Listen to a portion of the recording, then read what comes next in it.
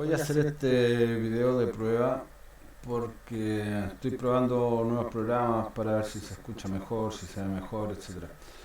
Eh, Iba a hablar acerca de temas no contingentes, iba a hablar acerca de eh, la diferencia y similitud entre Francisco Franco y Juan Domingo Perón. Esto nace a partir de una charla o una discusión que tuve con algunos españoles que me decían que para ellos era muy similar Franco con Juan Domingo Perón. Al ser ambos, se puede decir como descendiente o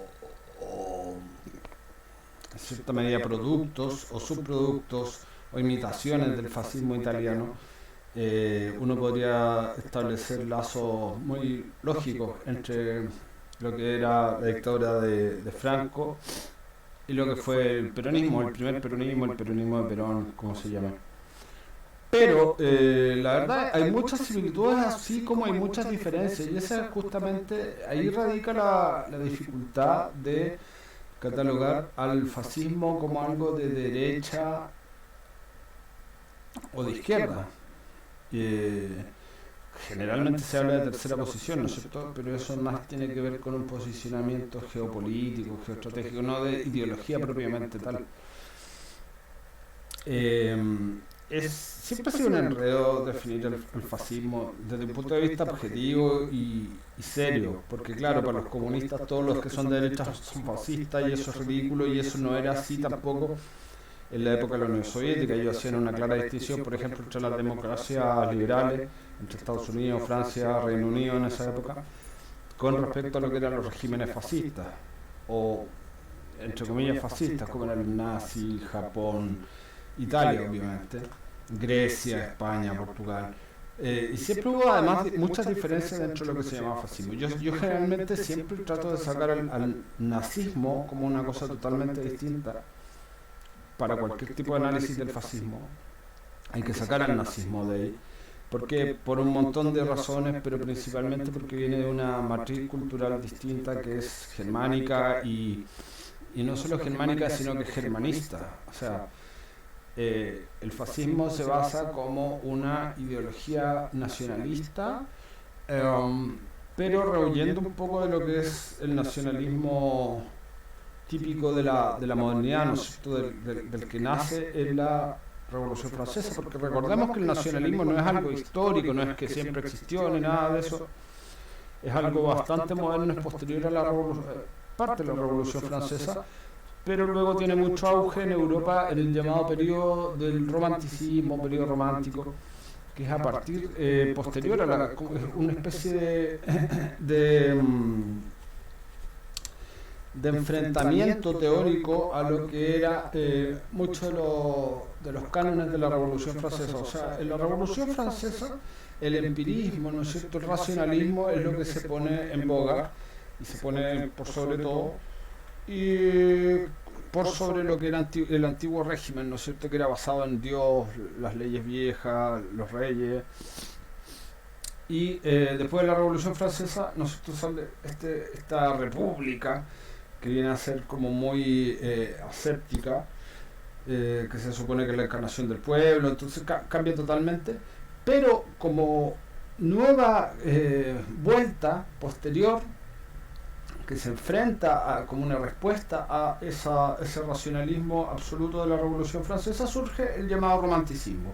El romanticismo es un movimiento filosófico, intelectual, estético y obviamente político también, donde se enfrenta a ese ultrarracionalismo por ya no el ancien régime, no con la moral del antiguo régimen, sino con una nueva moral que tiene que ver con cosas que no son empíricas, que sí son muy sentimentales, por decirlo así, que se enfrenta al liberalismo y al liberalismo en general, digamos.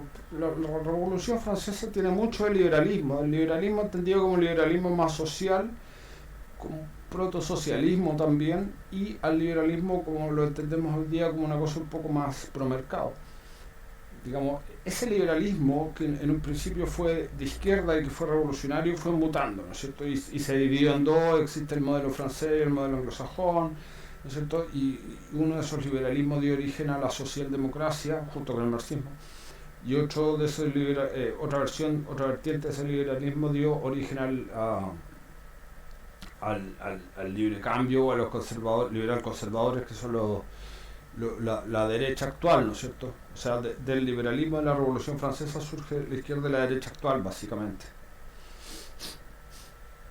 Bueno, eso es como para hacer un mega resumen y para esquematizarlo un poco, porque es mucho más complejo que eso, más grupos, etcétera, los girondinos, los jacobinos, etcétera.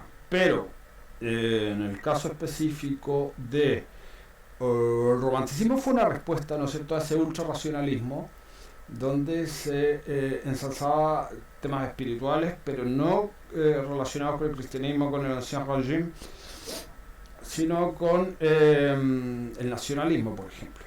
Por ahí partía hablando del nacionalismo. Bueno, el fascismo es, por una parte, es una evolución política, o sea, es una consecuencia política de ese romanticismo llevado al extremo totalitario, que también se usa como para enfrentar al marxismo, que el marxismo a su vez viene mucho de la Ilustración, ¿no es cierto? Si bien no es exacto, pero es la línea, por ahí viene, ¿no es cierto? Y para enfrentar a esto, ¿no es cierto?, se puede decir que se estandariza algún tipo de pensamiento basado en el romanticismo y se genera lo que es el fascismo. Todo esto es un prólogo que estoy haciendo para hablar de que realmente es muy difícil encasillar el fascismo como algo de derecha o de izquierda,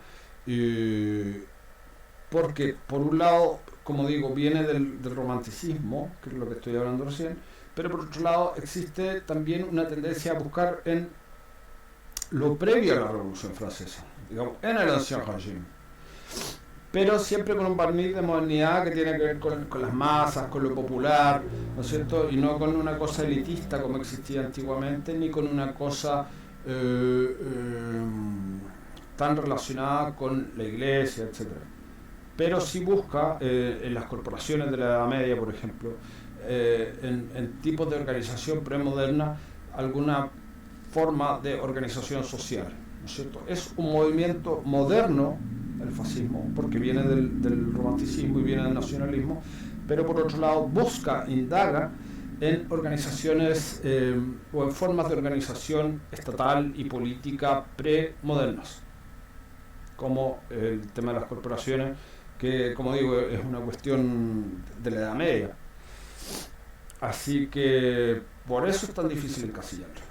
Ahora, habiendo hablado todo esto, Perón encarnaba, digamos, parte de lo que era el fascismo original, en el sentido de que era muy pro trabajador, muy preocupado de los trabajadores, y que intentaba cooptar además a los sindicatos para quitárselo a los marxistas, digamos. Este era una de las bases del peronismo, y Perón en sí se preocupó muchísimo de eso. Y hasta el día de hoy los sindicatos son totalmente peronistas en Argentina. No hay comunistas, mucho menos trotskistas. Trotskista, digamos, un trotskista obrero, un verdadero obrero no va a ser trotskista. O sea, estos puros niñitos de clase media alta, los que juegan a ser revolucionarios, y en particular los trotskistas. O sea, acá los comunistas también, 3/4 lo mismo, pero ya definitivamente los trotskistas no tienen nada de obrero. Ok. Por otro lado, Franco también tenía una alianza estratégica en tiempo real, digamos, con el fascismo. Fue muy ayudado por el Eje en la Guerra Civil Española, y obviamente tenía una afinidad personal, una afinidad también política, geopolítica, con el Eje, tanto con los fascistas como con el Partido Nacional Socialista de los Trabajadores Alemanes, el partido nazi. Entonces, son como dos vertientes distintas que encaran en su relación con el eje, tanto el peronismo como el franquismo. O sea, ambos están relacionados con eso, pero de manera distinta y a partir de cosas distintas.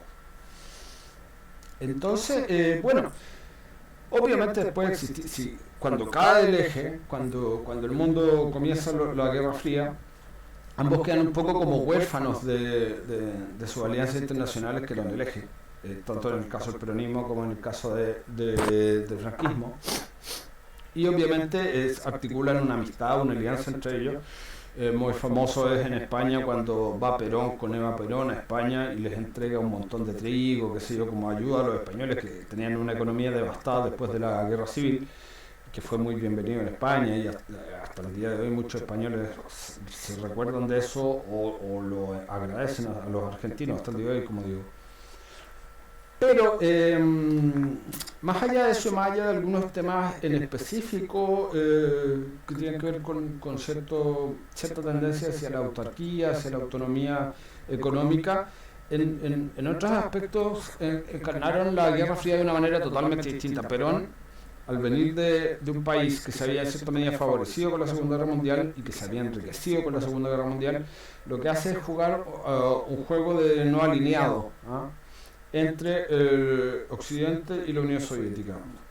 Entonces, a diferencia de Franco, que gran parte de su fascismo o de su alianza o de su amistad con el fascismo venía sobre todo de un odio visceral anticomunista, Franco nunca tenía relaciones diplomáticas ni con la Unión Soviética, de hecho se considera prácticamente en guerra con ella, ni con Norcorea, ni con China, ni nada.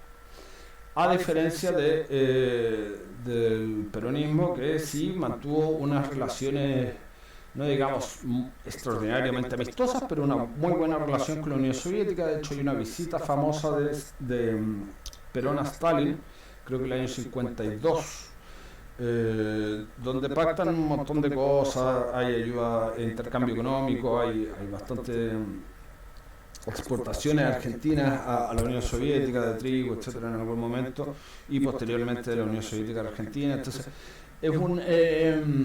encaran totalmente distinto lo que es la Guerra Fría, y eso en parte es muy difícil de explicárselo a los españoles, porque los españoles están convencidos de que todo el fascismo o que todas las vertientes del fascismo son exactamente lo que era Franco. Y Franco ni siquiera era un fascista, digamos, teórico, era una persona que en un momento determinado sí salió con estos grupos, pero que con el devenir del tiempo terminó siendo un régimen de derecha, más que nada.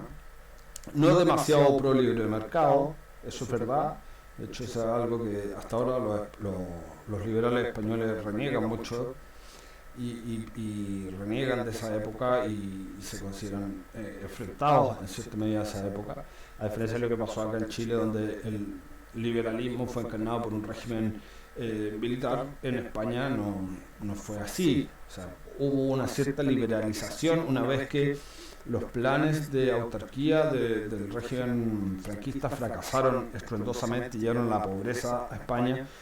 A partir de los años 50, creo que en el 52-53 hay un pacto o un acercamiento entre Franco y Estados Unidos, y eso se ve refrendado con una cierta política de apertura procapitalista a partir del año 57 en España, el plan de estabilización, porque se llama, donde llega la gente del Opus Dei y otra gente de derecha, no fascistas, de derecha, a mejorarle y a enrumbarle el rumbo de la economía, que era un desastre hasta ese momento.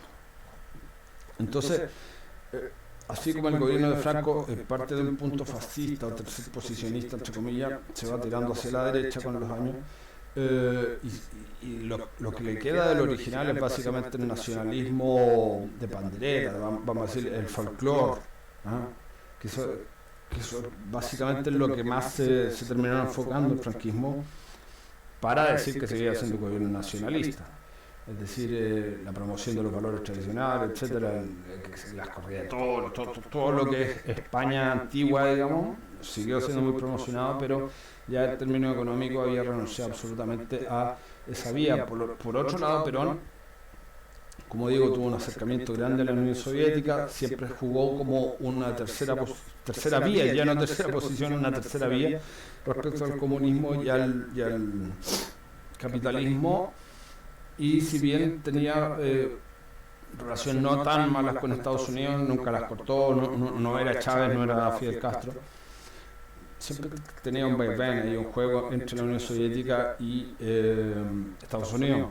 Él pensaba que podía sacar provecho de ese zigzagueo, de ese jugueteo, de ese coqueteo, tanto con un bloque como con el otro, posicionándose como un no alineado, que en ese momento todavía no existía el grupo de los no alineados, pero digamos que Perón fue el primer no alineado en ese sentido. Después existió un grupo o un movimiento de países no alineados que prácticamente eran todos los países del tercer mundo, pero liderados por algunos líderes árabes, por Chile también, por Yugoslavia, etc. Bueno, ¿a qué quería llegar yo con esto? Que los españoles entienden muy mal el fascismo, lo entienden como una cuestión de derecha, lo entienden como que el fascismo es el franquismo, y no es así. Tenía diferentes vertientes, diferentes visiones, y por lo mismo es tan distinto el devenir histórico del peronismo, que el peronismo al día de hoy se ha terminado transformando en una especie de socialdemocracia progresista rara, muy aliada de los altermundialistas, por decir así, de China, con muy buenas relaciones con Irán, qué sé yo. O sea, que tampoco es una traición a la tradición, para el juego de palabras, a lo que fue históricamente el peronismo, porque siempre fue así. O sea, tiene una alineación internacional que no es totalmente pro-occidental, o pro-Estados Unidos, o pro-atlantista, si se quiere decir así. Pero los mayores enemigos del peronismo siempre estuvieron en la derecha, a diferencia del franquismo, que sus mayores enemigos siempre fueron los rojos. Y esto es algo indudable, y nadie lo puede poner en duda ni por un segundo. Entonces, fueron dos formas distintas de encarar lo que fue el legado del fascismo. Eso es lo que se podría decir de manera más o menos resumida. Muchas gracias.